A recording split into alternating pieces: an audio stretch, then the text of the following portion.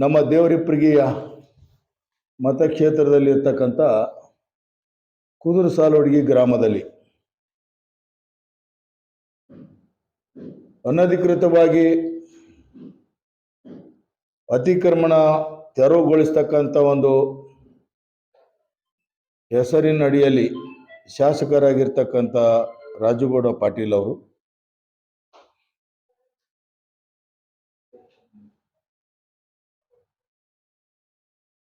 ರಾಜಕೀಯವಾಗಿ ಮನೆ ಕಟ್ಟಿಕೊಂಡಿರ್ತಕ್ಕಂಥ ರಸ್ತೆಯ ಪಕ್ಕದಲ್ಲಿ ಬಡ ಜನರಿಗೆ SC ST backward class minority ಎಲ್ಲಿರ್ತಕ್ಕಂಥ ಜನಾದವರಿಗೆ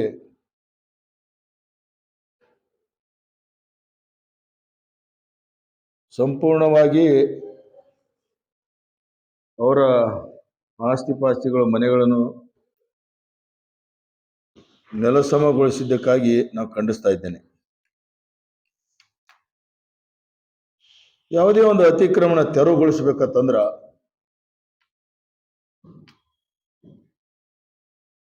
ಅದಕ್ಕೊಂದು ಸರ್ಕಾರದ ಒಂದು ನಿಯಮಾವಳಿಗಳನ್ನು ಇರ್ತಾವೆ.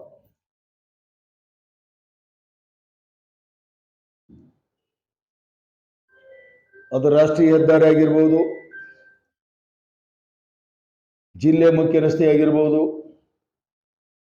MDR ರಸ್ತೆ ಆಗಿರ್ಬೋದು. ಆ ರಸ್ತೆಗೆ ಅನುಗುಣವಾಗಿ ಆ ರಸ್ತೆಗೆ ಸಂಬಂಧಪಟ್ಟಂತ ಆಯಾ ರೀತಿಯಲ್ಲಿ ಸರ್ಕಾರದ ಒಂದು ನಿಯಮಾವಳಿಗಳು ಇರ್ತಕ್ಕಂಥದ್ದು ನಮ್ಮೆಲ್ಲರಿಗೂ ಗೊತ್ತಿರ್ತಕ್ಕಂಥ ಸಂಗತಿ. ಅದರಲ್ಲಿ ಯಾವುದೇ ಒಂದು ಪಟ್ಟಣ ಪಂಚಾಯತಿ ಆಗಿರ್ಬೋದು, ಗ್ರಾಮ ಪಂಚಾಯತಿ ಆಗಿರ್ಬೋದು, ಪುರಸಭೆ ಆಗಿರ್ಬೋದು, ನಗರಸಭೆ ಆಗಿರ್ಬೋದು, ಮಹಾನಗರ ಪಾಲಿಕೆ ಆಗಿರ್ಬೋದು, ಅಕ್ರಮವಾಗಿರ್ತಕ್ಕಂಥ ಆಸ್ತಿಗಳನ್ನು ತೆರವುಗೊಳಿಸ್ತಕ್ಕಂಥ ಸಂದರ್ಭದಲ್ಲಿ ಸಂಬಂಧಪಟ್ಟಂತ ಜಿಲ್ಲಾಧಿಕಾರಿಗಳಿಂದ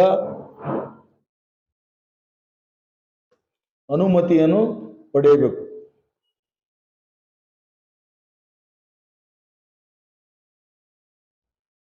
ಆ ಅನುಮತಿ ಪಡೆಯತಕ್ಕಂಥ ಸಂದರ್ಭದಲ್ಲಿ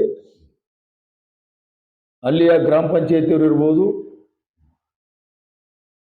ಅಥವಾ ಪಟ್ಟಣ ಪಂಚಾಯತಿ, ನಗರಸಭೆ, ಮಹಾನಗರ ಪಾಲಿಕೆ ಸಂಬಂಧಪಟ್ಟವರು ಇರ್ಬೋದು. ಅದಕ್ಕೊಂದು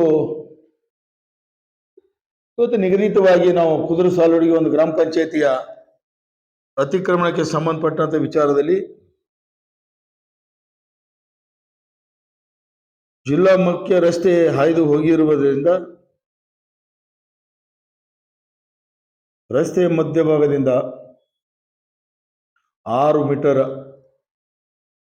ರೈಟು ಮತ್ತು 6 ಮೀಟರ್ ಲೆಫ್ಟು ಇದು ಸರ್ಕಾರದ ನಿಯಮಾವಳಿ ಇರ್ತಕ್ಕಂಥದ್ದು.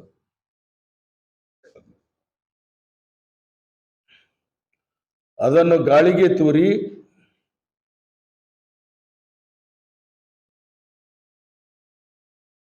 ಎರಡೂ ಬದಿಯಲ್ಲಿರ್ತಕ್ಕಂಥ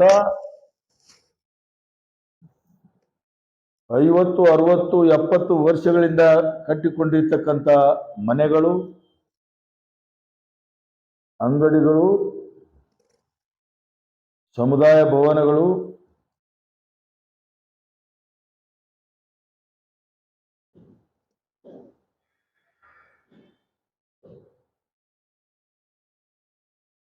ಶಾಸಕರ ದುರಾಡಳಿತ, ಅಧಿಕಾರದ ದಾಹ,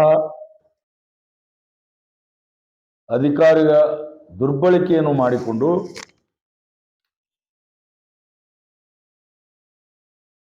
ಅಲ್ಲಿ ರಾಜಕೀಯವಾಗಿ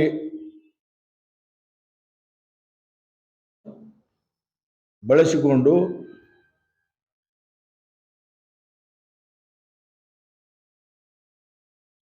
ಎಲ್ಲ ಆಸ್ತಿ ಪಾಸ್ತಿಗಳನ್ನು ಸಂಪೂರ್ಣವಾಗಿ ನೆಲಸಮಗೊಳಿಸಿ ಅಲ್ಲಿಯ ಬಡ ಕುಟುಂಬಗಳಿಗೆ ನಿರ್ಗತಿಕರನ್ನಾಗಿ ಮಾಡಿ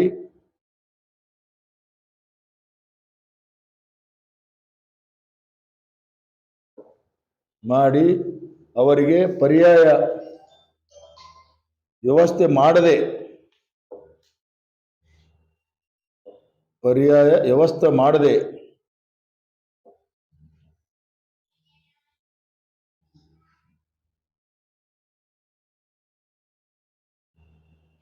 ಮಾಡದೆ ಆ ಜನರಿಗೆ ಅನ್ಯಾಯ ಮಾಡಿದ್ದನ್ನು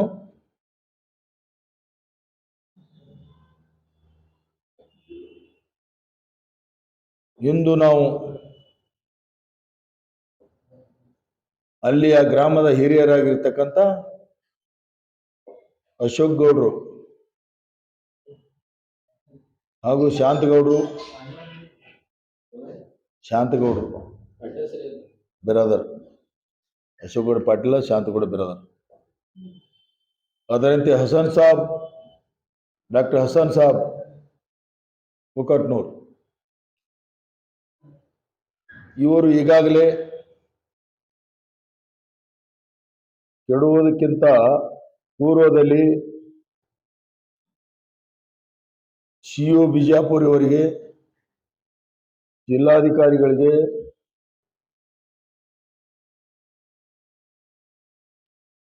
ಸರ್ಕಾರದ ಸುತ್ತೋಲೆ ಪ್ರಕಾರ ನಿಯಮಾವಳಿ ಮೀರಿ ನೀವು ಅನುಮತಿ ಪಡೆಯದೆ ಡೆಮಾಲಿಷ್ ಮಾಡಬಾರದು ಅಂತಕ್ಕಂಥ ಮನವಿಯನ್ನು ಸಹಿತ ನೀಡಲಾಗಿತ್ತು.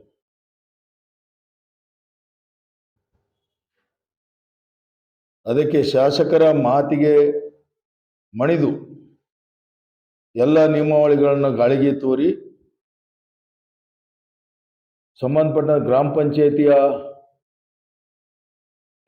ಪಂಚಾಯತಿಯವರಾಗಿರ್ಬೋದು, PWD ಇಲಾಖೆಯವರಾಗಿರ್ಬೋದು, ಅದರಂತೆ ಲ್ಯಾಂಡ್ ಆರ್ಮಿ ಕೆಲಸ ವಹಿಸಿಕೊಂಡಿರ್ತಕ್ಕಂಥ ಲ್ಯಾಂಡ್ ಆರ್ಮಿಯವರು ಇವತ್ತಿನ ದಿವಸ ಇದರ ಜವಾಬ್ದಾರಿಯನ್ನು ಹೊರಬೇಕಾಗ್ತದೆ.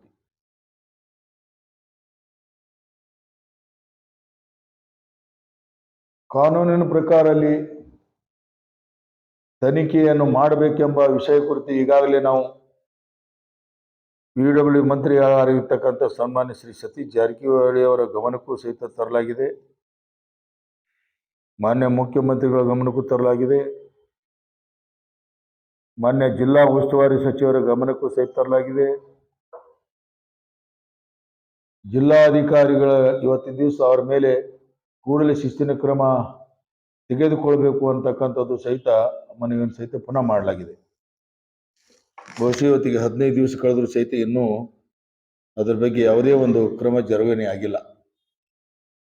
ಅದಕ್ಕೆ ನಾನು ಪುನಃ ಇವತ್ತು ಪತ್ರಿಕೆ ಮೂಲಕ ತಮ್ಮ ಎಲ್ಲ ಸಂಬಂಧಪಟ್ಟಂಥ PWD ಎಲ್ಲ ಇಲಾಖೆಗಳಿಗೆ ಒತ್ತಾಯಿಸ್ತಾ ಇದ್ದೇನೆ, ಮತ್ತು ಶಾಸಕರಿಗೆ ಸಹಿತ ನಾನು ಒತ್ತಾಯಿಸ್ತಾ ಇದ್ದೇನೆ. ಅವರಿಗೆ ಕೂಡಲೇ ಆಗಿರ್ತಕ್ಕಂಥ ಅನ್ಯಾಯವನ್ನು ಸರಿಪಡಿಸ್ತಕ್ಕಂಥ ದಿಕ್ಕಿನಲ್ಲಿ ಅವರಿಗೆ ಮನೆ ಕಟ್ಟಿಸಿಕೊಡ್ತಕ್ಕಂಥದ್ದಾಗಲಿ, ನಿವೇಶನ ಕೊಡ್ತಕ್ಕಂಥದ್ದಾಗಲಿ ನ್ಯಾಯ ಒದಗಿಸಿ ಕೊಡುವುದರೊಂದಿಗೆ ಆಗಿರ್ತಕ್ಕಂಥ ನುಕ್ಸಾನ ಅದು ಸಂಪೂರ್ಣವಾಗಿ ಆ 30 ಮನೆಗಳ ಅಂದಾಜು ಕಟ್ಟಡ ಏನಿದೆ ಅದಕ್ಕೆ ಆಗಿರ್ತಕ್ಕಂಥ ನುಕ್ಸಾನು ಸಹಿತ ಕಾಂಪನ್ಸೇಷನ್ ಕೊಡಿಸ್ತಕ್ಕಂಥ ನಿಟ್ಟಿನಲ್ಲಿ ಮುಂದಾಗಬೇಕು. ಯಾಕೆ ಹೇಳ್ತಾ ಇದ್ದೇನೆ ಈ ಮಾತು ಅಂತ ತಿಳ್ಕೊಂಡು ಹೇಳಿದ್ರೆ, 50-60 ವರ್ಷಗಳಿಂದ ಆ ಜನರು ಅಲ್ಲಿಯ ಗ್ರಾಮ ಪಂಚಾಯಿತಿಯ ಅಲ್ಲಿ ಎಂಟ್ರಿಯನ್ನು ಮಾಡಿ ಗ್ರಾಮ ಪಂಚಾಯಿತಿಯ ಉತಾರಿಯನ್ನು ಸಹಿತ ತೆಗೆದುಕೊಂಡು ಜಾಗದ್ದು ಕಟ್ಟಡ ಪರ್ಮಿಷನ್ ತೆಗೆದುಕೊಂಡು ಕಟ್ಟಡ ಮಾಡ್ತಕ್ಕಂಥ ಸಂದರ್ಭದಲ್ಲಿ ಬ್ಯಾಂಕಿನವರು ಸಾಲ ಕೊಡ್ತಕ್ಕಂಥ ಸಂದರ್ಭದಲ್ಲಿ ಎಸ್ಟಿಮೇಟ್ ಕಾಪಿಯನ್ನು ಸಹಿತ ಎಸ್ಟಿಮೇಟ್ ಮಾಡಿ ಆ ಎಸ್ಟಿಮೇಟ್ ಬ್ಲೂ ಪ್ರಿಂಟ್ ಪ್ಲಾನ್ ಅನ್ನು ಮಾಡಿ ಅದಕ್ಕೆ ಗ್ರಾಮ ಪಂಚಾಯಿತಿಯಿಂದ ಅಪ್ರೂವಲ್ ಕಾಪಿಯನ್ನು ತೆಗೆದುಕೊಂಡು KEBಗೆ ಕರೆಂಟ್ ಬಿಡ್ಲಿಕ್ಕ ಎನ್ಒಸಿಯನ್ನು ಸಹಿತ ಕೊಟ್ಟು ಪಂಚಾಯತಿಯವರು ಪ್ರತಿ ವರ್ಷನೂ ಸಹಿತ ಅಂಗಡಿಗಳಿಂದ ಲೈಸೆನ್ಸ್ ಫೀಯನ್ನು ಕಟ್ಕೋತಾ, ಮನೆಗಳಿಂದ ಗರ್ಪಟ್ಟಿಯನ್ನು ಕಟ್ಕೋತಾ 40-50 ವರ್ಷದಿಂದ ಇವತ್ತು ಮಾಡ್ಕೊತ ಬಂದಿದ್ದಾರೆ. ಅಂದಾಗ ಅಧಿಕೃತವಾಗಿ ಖರೀದಿ ಬಾಂಡ್ಗಳದಾವ, ಪುರಾತನ ಕಾಲದಲ್ಲಿ ಬಂದಿರತಕ್ಕಂಥ ಆಸ್ತಿಯ ಡಗಳದಾವ. ಅದರಂತೆ ಇದ್ದಾಗ ಆಸ್ತಿ ಮಾಲೀಕರು ಆ ಅನ್ಯಾಯಗಳು ಒಳಪಟ್ಟಿರ್ತಕ್ಕಂಥ ಫಲಾನುಭವಿಗಳು ತಿಳ್ಕೊಂಡು ತಾವು ಗುರುತಿಸಿದಂಗಾಯ್ತು ಪಂಚಾಯತಿಯವರು. ಇವತ್ತು ಅವ್ರಿಗೆ 1 ವಾರದಲ್ಲಿ 3 ನೋಟಿಸ್ ಕೊಟ್ಟು ಉದ್ದೇಶಪೂರ್ವಕವಾಗಿ ಶಾಸಕರ ಒತ್ತಾಯದ ಮೇರೆಗೆ, ಶಾಸಕರ ಕುಮ್ಮಕ್ಕಿನ ಮೇರೆಗೆ, ಅಲ್ಲಿ ಜನರಿಗೆ ಶಾಸಕರ ಒತ್ತಡದ ಮೇಲೆ ಅಧಿಕಾರಿಗಳು ಮಣಿದು ಕಾನೂನು ಬಾಹಿರವಾಗಿ ಇವತ್ತೇನದು ಸಂಪೂರ್ಣವಾಗಿ ಅನ್ಯಾಯ ಮಾಡಿದಾರ. ಅನ್ಯಾಯ ಮಾಡಿದಂಥ ಶಾಸಕರ ವರ್ತನೆಯಂತೆ ನಡೆದಿರ್ತಕ್ಕಂಥ ಅಧಿಕಾರಿಗಳು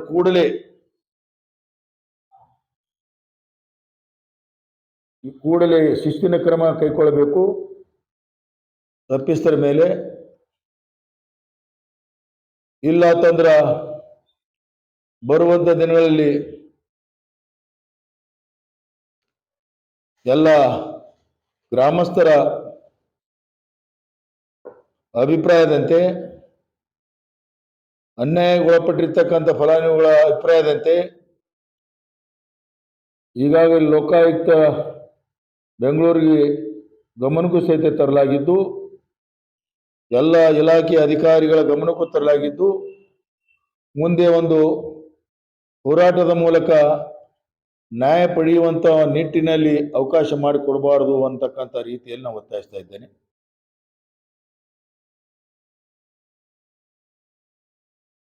ಇದರಲ್ಲಿ ಮೊನ್ನೆ ತಿಳಿದು ಬಂತು, ಜಿಲ್ಲಾಧಿಕಾರಿಗಳ ಹತ್ರ ಹೋಗಿ ಕೆಲವೊಬ್ಬರು ಬಡ ಜನರು ಮನೆ ಕಳೆದುಕೊಂಡಿದ್ದ ಜನರ ಬಗ್ಗೆ ಕರೆಸಿಕೊಂಡು, ಕೆಲವೊಂದು ಜನರಿಂದ ಇಲ್ಲ ನಮ್ಮ ಸ್ವಂತ ನಾವೇ ತೆಗೆದುಕೊಂಡಿವಿ, ಶಾಸಕರಿಗೇನು ತಪ್ಪಿಲ್ಲ ಅನ್ನುವಂಥದ್ದು ಮಾತನ್ನು ಸಹಿತ ಆ ಜನರ ಮೇಲೆ ಒತ್ತಡವನ್ನು ಹೇರಿ ಒತ್ತಾಯಪೂರ್ವಕವಾಗಿ ಬರೆಸಿಕೊಂಡು, ಇಲ್ಲಿ ಎಲ್ಲಿ ನನ್ನ ಬಂಡವಾಳ ನಂದು ಹೊರಗೆ ಬೀಳ್ತೈತಿ, ನನ್ನ ಮೇಲೆ ಬರ್ತೈತಿ ಅನ್ನುವಂಥ ಅಂಜಿಕೆಯಿಂದ, ಭಾವನೆಯಿಂದ ಅವರನ್ನು ಕರೆಸಿ ಕೂಡಿಸಿ ಬರೆಸಿಕೊಂಡು ಹೋಗಿ ಜಿಲ್ಲಾಧಿಕಾರಿ ಮೂಲಕ ಒಂದು ಮುಚ್ಚಳಿಕೆ ಪತ್ರವನ್ನು ಸಹಿತ ಕೊಟ್ಟಿರ್ತಕ್ಕಂಥ ಗಮನಕ್ಕೆ ಬಂದಿದೆ. ಅದು ಮನಪೂರ್ವಕವಾಗಿ ಆ ಫಲಾನುಭವಿಗಳು ಕೊಟ್ಟಿರ್ತಕ್ಕಂಥ ಪತ್ರ ಅಲ್ಲ. ಅವರು ಶಾಸಕರ ಒತ್ತಾಯದ ಮೇರೆಗೆ ಅವರ ಅಣತಿಯಲ್ಲಿರ್ತಕ್ಕಂಥವ್ರು ಬರೆದು ಕೊಟ್ಟಿರ್ತಕ್ಕಂಥ ಪತ್ರ ಆಗಿರ್ಬೋದು. ಆದರೆ ಅವರೆಲ್ಲರಿಗೂ ಸಹಿತ ಸರಿಸಮಾನವಾಗಿ ನ್ಯಾಯ ಸಿಗಬೇಕು ಅಂತಂದ್ರೆ ತಪ್ಪಿಸ್ತರನ್ನು ಇವತ್ತಿನ ದಿವಸ ಅಮಾನತಿನಲ್ಲಿಟ್ಟು ಎನ್ಕ್ವೈರಿ ನೇಮಿಸಬೇಕು. ಜೊತೆಗೆ ಯಾರ್ಯಾರು ಯಾವ್ಯಾವ ಇಲಾಖೆಯವರು ಕೆಡುವಂತ ಸಂದರ್ಭದಲ್ಲಿ ಶಾಮೀಲಾಗ್ಯಾರ, ಅದರಲ್ಲಿ ವಿಶೇಷವಾಗಿ ಒಂದು ಗ್ರಾಮ ಪಂಚಾಯಿತಿಯಲ್ಲಿ ಒಂದು ಮುಖ್ಯ ರಸ್ತೆ ಅಗಲೀಕರಣ ಮಾಡಬೇಕಾದ್ರೆ 2 DSPಗಳು, 100 ಮಂದಿ ಪೊಲೀಸರು, 4 ಮಂದಿ CPIಗಳು, PWD ಇಲಾಖೆ, ಜಿಲ್ಲಾ ಪಂಚಾಯತಿ ಇಲಾಖೆ, ಅದರಲ್ಲಿ ಇವತ್ತು ರೆವಿನ್ಯೂ ಇಲಾಖೆ ಎಲ್ಲರೂ ಸಹಿತ ಸೇರಿಸಿಕೊಂಡು ಇವತ್ತ ಎಲ್ಲ ಅಧಿಕಾರಿಗಳು ಶಾಸಕರ ಅಣತಿಯ ಅಡಿಯಲ್ಲಿ ಇವತ್ತಿನ ದಿವಸ ಕೆಲಸ ಮಾಡಿದ್ದನ್ನು ಸಹಿತ ಖಂಡಿಸ್ತಾ, ಮುಂದೆ ಈ ತರ ಎಲ್ಲಿ ಸಹಿತ ಆಗಲಾರದ ರೀತಿಯಲ್ಲಿ ಕಾನೂನಿನ ಪ್ರಕಾರ ಅಧಿಕಾರಿಗಳು ಕೈಕೋಬೇಕು. ಇಲ್ಲ ಅಂತಂದ್ರೆ ರಾಜಕೀಯ ಒತ್ತಡಕ್ಕೆ ಮಣಿದು, ಶಾಸಕರ ಒತ್ತಡಕ್ಕೆ ಮಣಿದು ನೀವು ಮಾಡ್ತಕ್ಕಂಥ ತಪ್ಪುಗಳಲ್ಲಿ ನೀವೇ ಶಿಕ್ಷೆ ಅನುಭವಿಸಬೇಕಾಗ್ತೈತೆ ಅಂತಕ್ಕಂಥ ಎಚ್ಚರಿಕೆ ಸಹಿತ ಈ ಸಂದರ್ಭದಲ್ಲಿ ನಾನು ನೀಡ್ತಾ ಇದ್ದೇನೆ.